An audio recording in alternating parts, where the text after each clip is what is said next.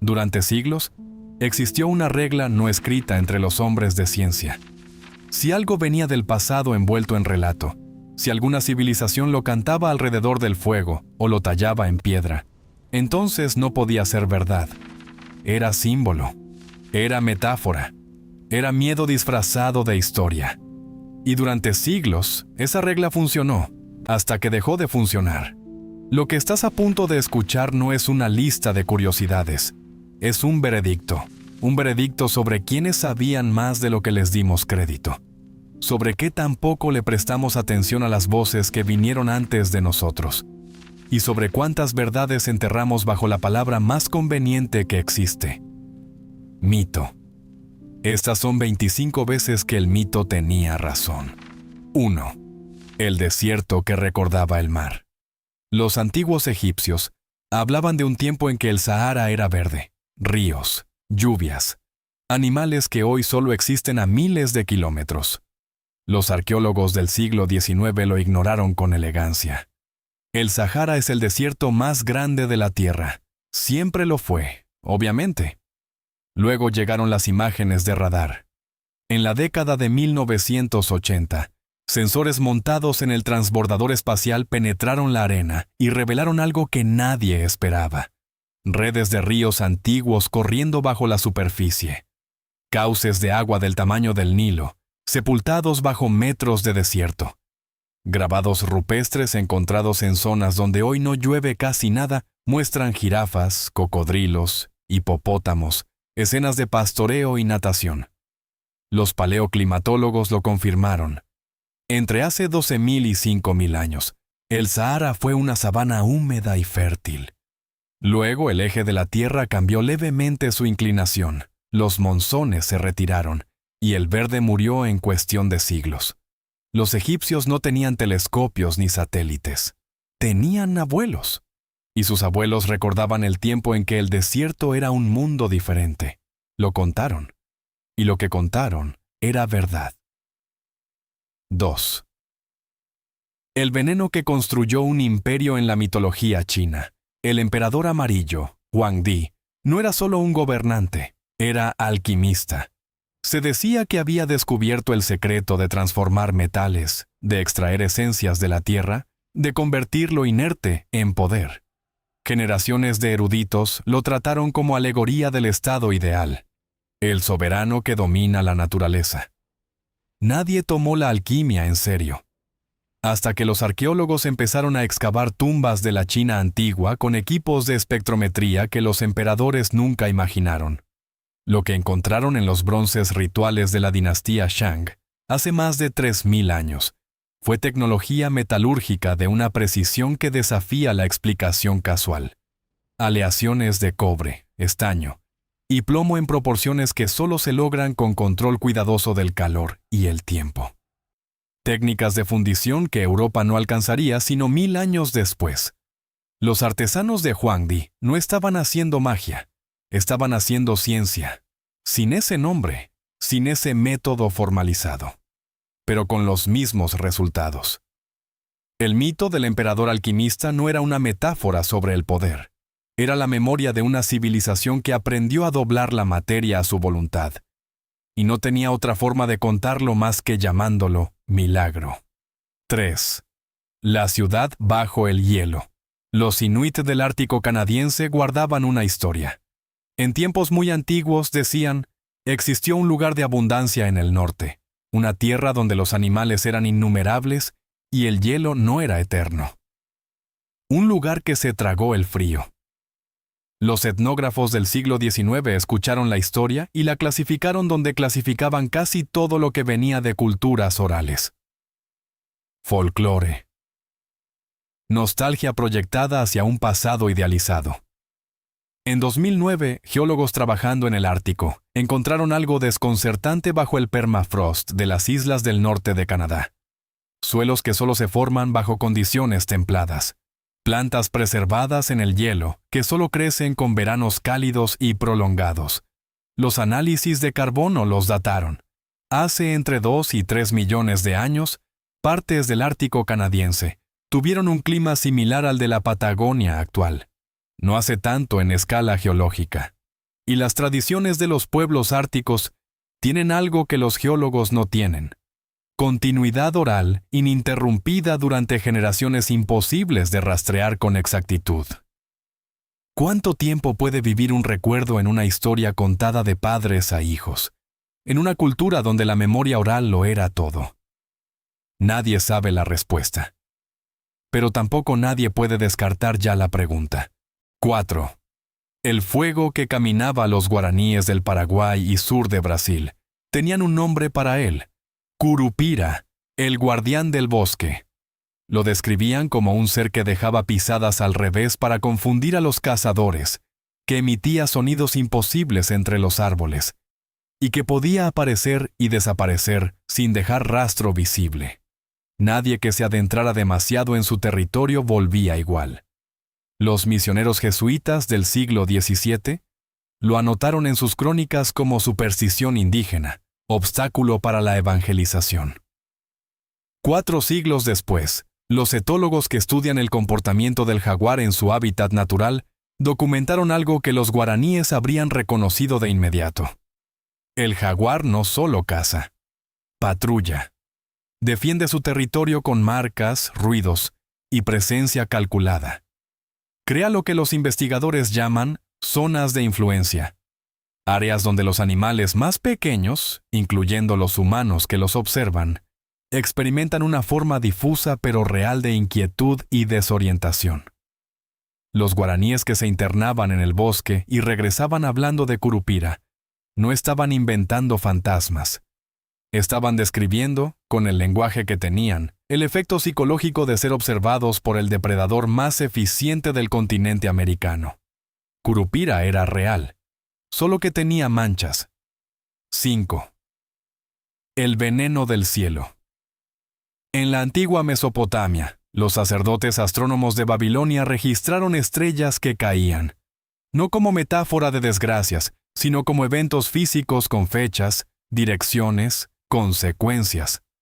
Algunos de esos registros describían destellos en el horizonte seguidos de destrucción de aldeas, incendios sin fuente aparente, tierra que ardía durante días. Los historiadores modernos lo leyeron como superstición astral, mezclada con fenómenos naturales amplificados por el miedo. Luego llegó la meteorítica moderna. En 2018, investigadores analizando el sitio arqueológico de Tel el-Hammam, en Jordania, una ciudad del Bronce antiguo abandonada abruptamente hace aproximadamente 3.600 años, encontraron algo que no debería estar ahí: microdiamantes, partículas de platino, esferas de vidrio formadas solo bajo presiones y temperaturas que no se producen en ningún incendio humano, en ninguna guerra, en ningún volcán cercano. La evidencia señalaba en una sola dirección: la detonación aérea de un objeto cósmico sobre la ciudad. Un meteorito que no llegó a impactar el suelo pero explotó a baja altura con la energía de cientos de bombas nucleares. La temperatura en la superficie alcanzó brevemente varios miles de grados. La ciudad no fue abandonada, fue borrada. Los babilonios que registraban estrellas que caían y quemaban no estaban siendo poéticos, estaban llevando actas. 6. El navegante que conocía los vientos. Los marineros polinesios de las islas del Pacífico no usaban cartas de navegación.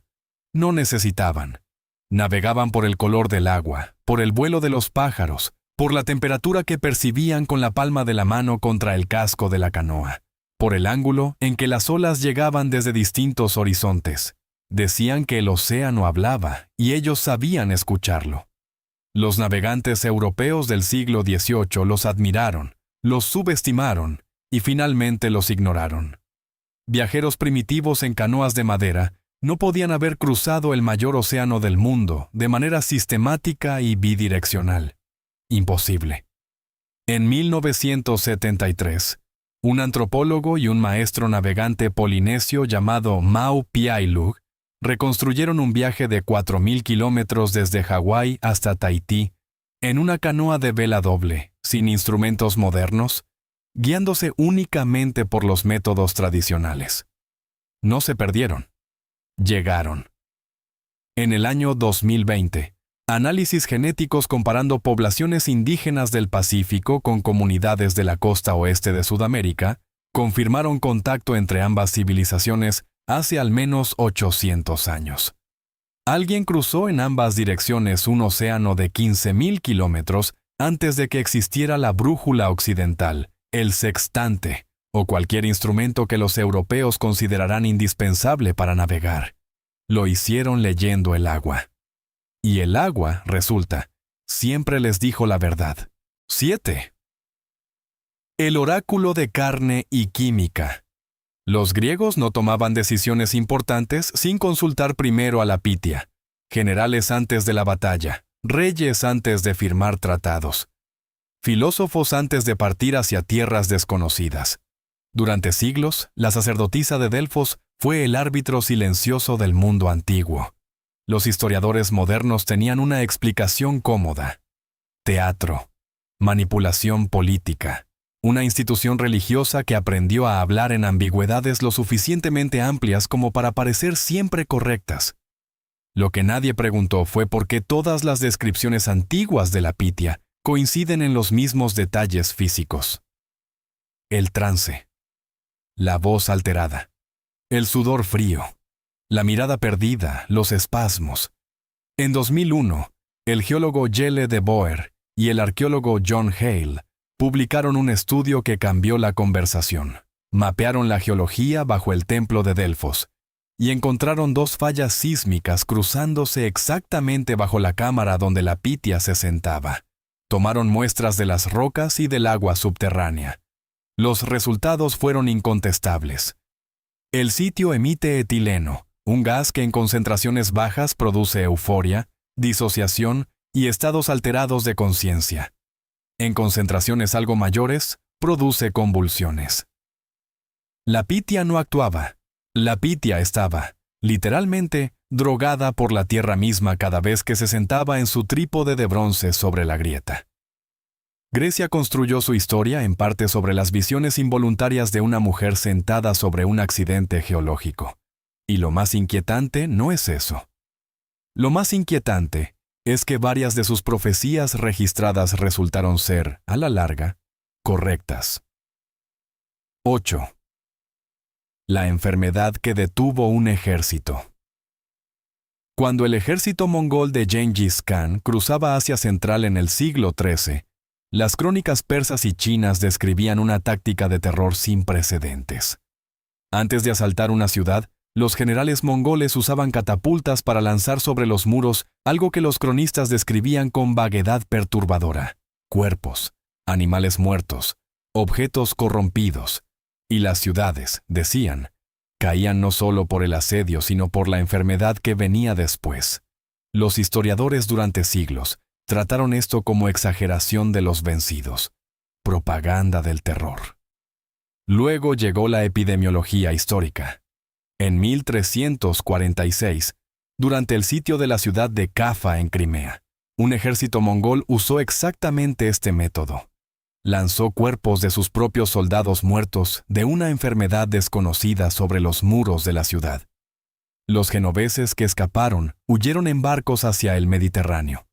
Llevaron consigo a los pasajeros invisibles que los mongoles habían colocado deliberadamente en los cadáveres. Esa enfermedad fue la peste negra, y los barcos genoveses la llevaron directamente a Europa. Los cronistas que describían cuerpos lanzados como armas no estaban exagerando la brutalidad del enemigo. Estaban describiendo el primer uso documentado de la guerra biológica en la historia del mundo. 9. El lago que mataba en silencio. Las comunidades alrededor del lago Ños, en Camerún, guardaban historias de vientos malignos. Noches en que el aire mismo se volvía mortal, sin advertencia, sin olor, sin sonido. Aldeas que amanecían en silencio absoluto, con todos sus habitantes muertos en sus camas como si simplemente hubieran dejado de respirar.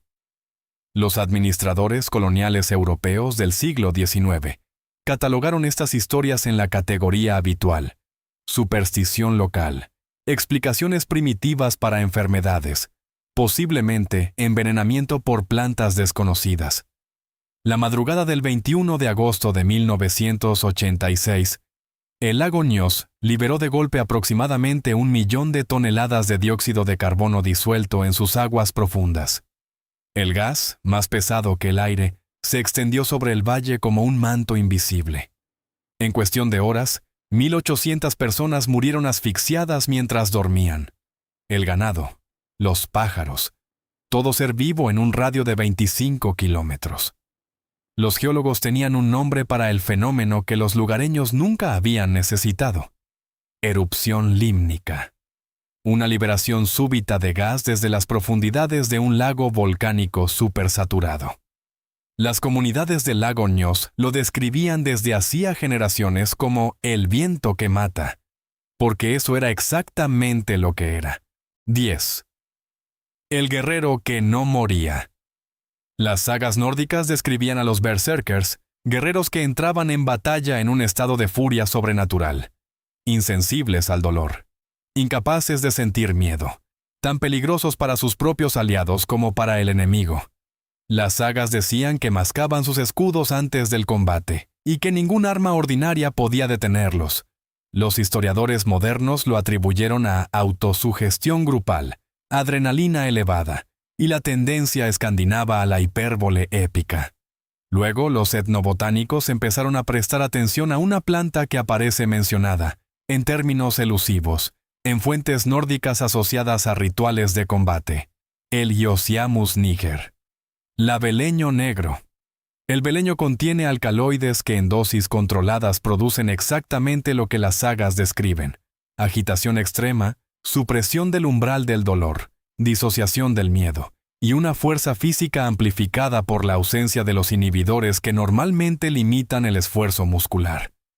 También produce, pasada la dosis, alucinaciones, convulsiones y eventualmente la muerte. Los berserkers no eran mito, eran farmacología de combate de la Edad de Hierro. Y las sagas que los describían como semidioses eran, en el fondo, tratados de química aplicada escritos por poetas que no sabían que lo eran. 11. La muralla que existió antes que la historia. Los textos medievales persas y árabes mencionaban una construcción legendaria en algún lugar al norte del mundo conocido. Una muralla construida por un rey poderoso para contener a pueblos bárbaros del norte, que los aterrorizaban con sus incursiones. Una barrera entre el mundo civilizado y el caos. Los eruditos durante siglos la confundieron con la muralla china, la asumieron como elaboración mítica de murallas reales, o simplemente la descartaron como geografía fantástica. En 2020, arqueólogos iraníes e internacionales, usando nuevas técnicas de datación, publicaron sus resultados sobre una estructura monumental en el norte de Irán, conocida como el Muro Gorgan. 195 kilómetros de longitud, construida entre los siglos V y VI de nuestra era, con un sistema de fuertes, canales de agua y una logística de construcción que requirió cientos de miles de trabajadores. Era la segunda muralla más larga jamás construida en la historia humana, superada solo por la China. Y había estado ahí todo el tiempo, semi-colapsada bajo la tierra iraní, esperando que alguien decidiera excavar en serio. Los textos medievales no describían una muralla mítica, describían una de las obras de ingeniería más ambiciosas de la antigüedad tardía, solo que nadie la había buscado. 12. El cielo que cambió de color. Los poetas de la antigua Grecia describían el mar como color de vino, no azul, no verde, color de vino. Durante décadas, los filólogos debatieron si era metáfora poética, daltonismo cultural, o simplemente que Homero no tenía palabras para el azul. Luego llegó una pregunta más interesante: ¿y si el cielo griego antiguo era distinto al de hoy? Los vulcanólogos, estudiando registros de erupciones volcánicas masivas en el período, descubrieron algo relevante. En ciertos años, la acumulación de partículas de ceniza y aerosoles en la atmósfera altera la dispersión de la luz de manera que los atardeceres y cielos nocturnos adquieren tonalidades rojizas y moradas que hoy asociáramos con contaminación severa. El siglo VIII a.C., cuando Homero componía, Fue un periodo de actividad volcánica significativa. Los análisis del historiador del arte Constantino Strimis sobre pinturas de Santorini que representan atardeceres de ese periodo confirman paletas cromáticas radicalmente diferentes a las actuales.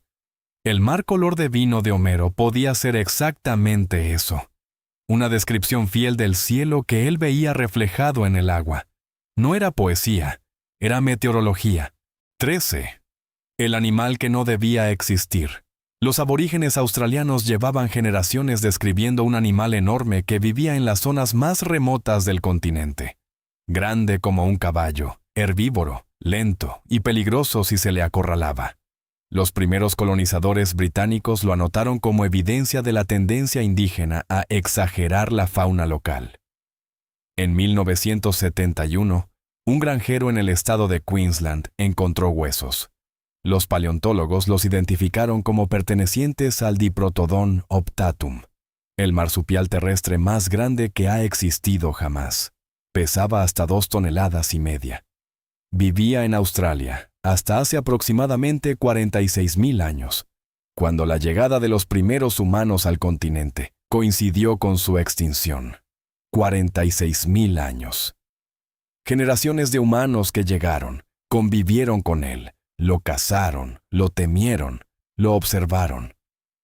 Tiempo más que suficiente para que el recuerdo de ese animal sobreviviera en las tradiciones orales de la cultura humana más antigua del planeta. Los aborígenes australianos no describían fantasías, describían la memoria de un encuentro real, transmitida durante decenas de miles de años a través de las generaciones. Eso no es mitología. Eso es el archivo más antiguo de historia natural que existe. 14. El terremoto que fundó una religión en los Hechos de los Apóstoles y en varias cartas paulinas. Se describe un terremoto que abrió las puertas de la prisión de Filipos en Macedonia, liberando a Pablo y Silas. Los teólogos durante siglos lo trataron como milagro divino.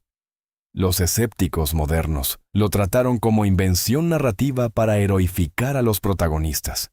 Los sismólogos tenían otra perspectiva. La región de Macedonia y Grecia del Norte es una de las zonas sísmicas más activas del Mediterráneo. El registro histórico de terremotos en la región durante el siglo I de nuestra era es extenso. Las cárceles romanas de la época eran estructuras de mampostería que dependían de cerrojos y puertas de madera que, bajo el estrés sísmico correcto, podían abrirse espontáneamente al deformarse los marcos. ¿Ocurrió exactamente como está escrito? Imposible saberlo. Era físicamente posible. Completamente. Lo que los autores del Nuevo Testamento describían no requería intervención sobrenatural para ocurrir. Requería estar en el lugar correcto cuando la tierra decidiera moverse. La fe que interpretó el evento importa menos, a efectos históricos, que el evento en sí. El terremoto probablemente ocurrió. Lo que cada quien haga con eso es, en rigor, otra historia. 15. El monstruo que vigilaba el fondo. Las leyendas de los pescadores escoceses e islandeses describían criaturas en las profundidades capaces de crear remolinos con su movimiento, de derribar barcos desde abajo, de emerger con tentáculos tan largos que podían alcanzar el mástil de una embarcación. Lo llamaban el Hafgufa. Lo llamaban el Kraken. Lo llamaban por docenas de nombres distintos, en docenas de idiomas distintos, pero la descripción siempre convergía. Enorme, oscuro, tentaculado, capaz de hundir lo que alcanzará. La ciencia del siglo XIX lo archivó con el resto de los monstruos marinos. Folclore de marineros, miedo a lo desconocido vestido de calamares gigantes. En 2004, una cámara fotográfica trampa en las profundidades del Pacífico Norte capturó las primeras imágenes de un Architeuthis dux vivo, el calamar gigante, en su entorno natural. En 2012, fue filmado por primera vez en video. Lo que mostraron esas imágenes cambió la discusión para siempre. El animal no era tímido, no huía. Se acercó activamente a la cámara. Sus tentáculos medían más de 4 metros solo en la porción visible. Los científicos estimaron que los ejemplares más grandes pueden alcanzar 18 metros de longitud total. 18 metros. El largo de un autobús escolar y medio. Con ojos del tamaño de platos de cena, diseñados para ver en oscuridad absoluta. Los marineros del norte de Europa, en embarcaciones de madera de 10 metros, no exageraban cuando decían que algo los observaba desde abajo. Solo les faltaba el nombre correcto.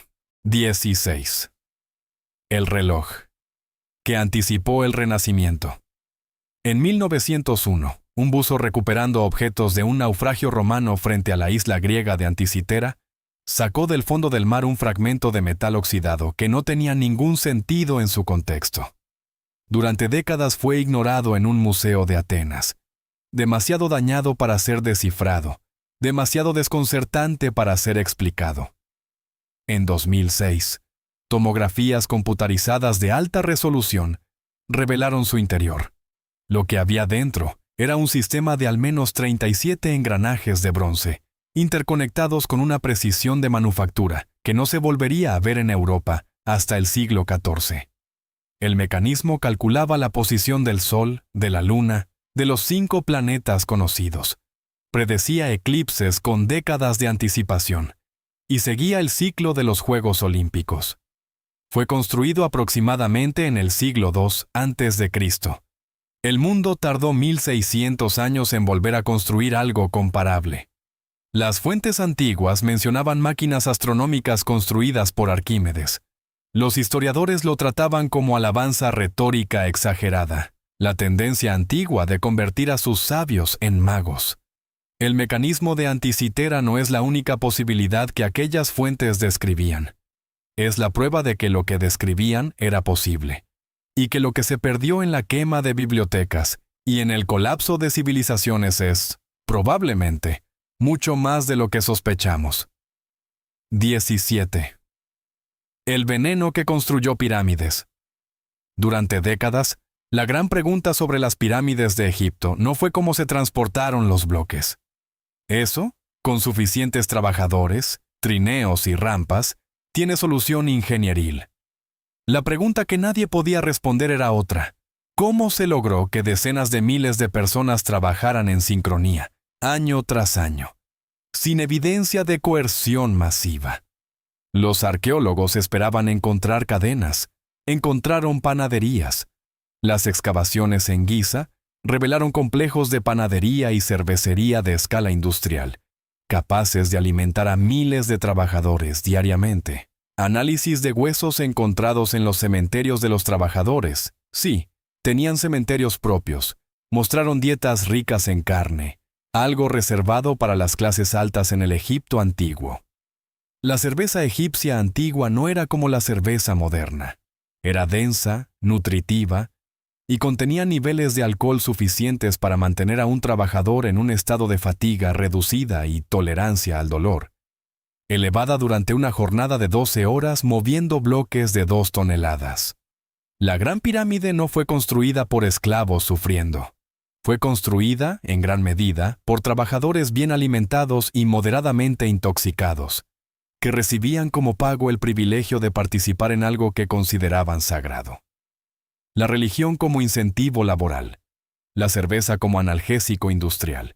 Los faraones no necesitaban látigos, tenían recursos humanos. 18. El código que nadie creyó. Los indios Cherokee del sureste de Norteamérica describían en sus tradiciones orales un sistema de comunicación a larga distancia que sus antepasados usaban.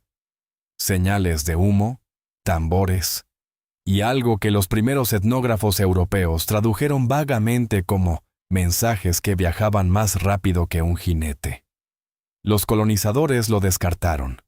Los pueblos indígenas no tenían sistemas de comunicación a larga distancia sofisticados. Eso era cosa de civilizaciones avanzadas. Los arqueólogos que comenzaron a estudiar en serio las redes de comunicación de las civilizaciones precolombinas encontraron algo que reescribía la historia.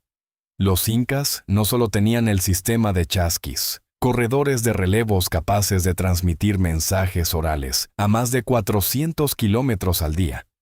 Tenían los quipus, sistemas de cuerdas anudadas que los investigadores modernos han comenzado a descifrar y que contienen no solo registros numéricos, como se creía, sino posiblemente también texto narrativo.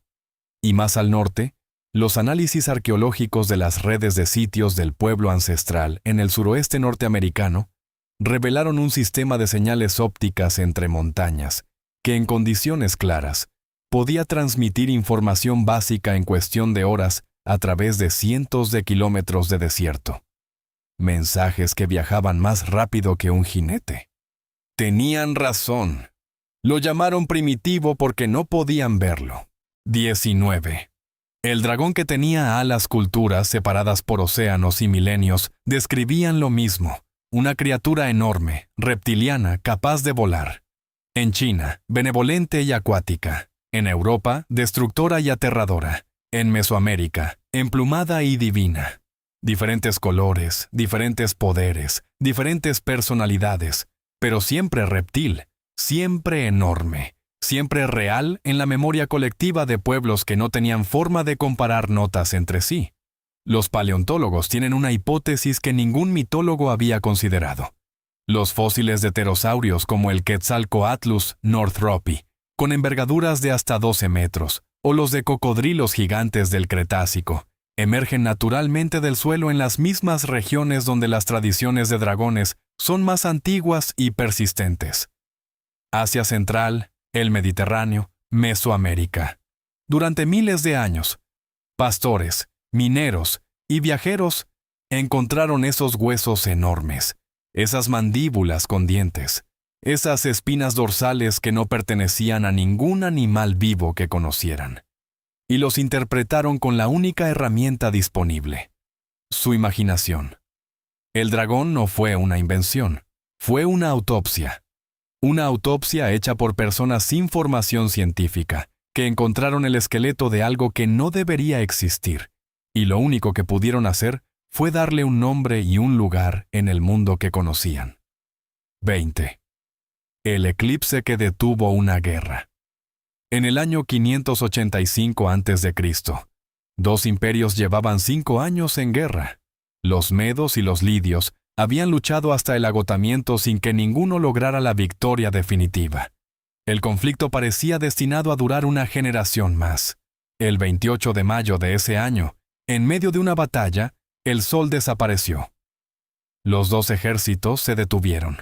Los soldados, aterrados, bajaron las armas. Los generales interpretaron el evento como señal divina de que los dioses exigían el fin del conflicto. Esa misma tarde, iniciaron negociaciones. En semanas, firmaron la paz. Los historiadores han llamado a esto el primer evento astronómico datado con precisión en la historia humana, porque Heródoto registró el eclipse con suficiente detalle como para que los astrónomos modernos calcularan retroactivamente la fecha exacta y la confirmaran. Lo que pocos mencionan es el otro lado de la historia. Tales de Mileto, el filósofo griego, había predicho ese eclipse con meses de anticipación, usando los ciclos babilónicos de cálculo astronómico. Lo que detuvo esa guerra no fue solo un fenómeno natural, fue el conocimiento astronómico acumulado de siglos, aplicado por un hombre que entendió los ciclos del cielo mejor que los reyes que controlaban los ejércitos. El eclipse fue real, la profecía también. 21. El laberinto que tenía planos. El mito del laberinto de Creta es conocido por el minotauro que vivía en su centro. Pero la parte que los historiadores siempre consideraron más fantástica no era el monstruo, era la estructura, un edificio tan complejo, tan intencionalmente confuso, que ni siquiera su arquitecto podía salir sin ayuda. Ninguna civilización real, argumentaban, construiría algo así. Era símbolo del laberinto de la mente, de los laberintos del poder, no una descripción arquitectónica. Las excavaciones del Palacio Minoico de Cnosos en Creta, iniciadas por Arthur Evans en 1900, revelaron algo que hizo que los arqueólogos miraran el mito con nuevos ojos. El Palacio de Cnosos tenía 1.300 habitaciones. Corredores que llevaban a otras escaleras que llevaban a otros corredores. Niveles subterráneos. almacenes que comunicaban con áreas residenciales, que conectaban con santuarios que abrían a patios que regresaban, de maneras inesperadas, al punto de partida. Visitantes modernos con mapas se pierden dentro. Cierre. No hay una sola forma de explicar todo lo que acabas de escuchar.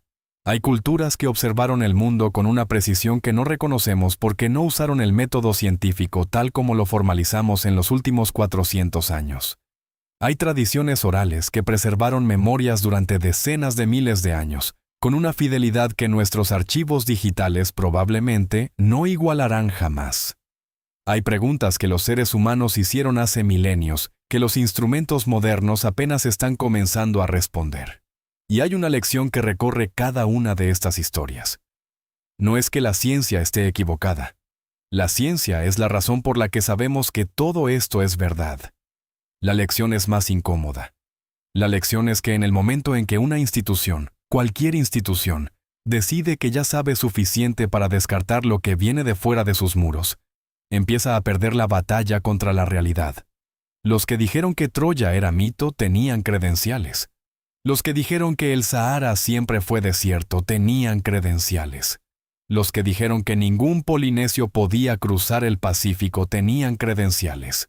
Entre esos muchos más, tenían algo diferente, tenían razón.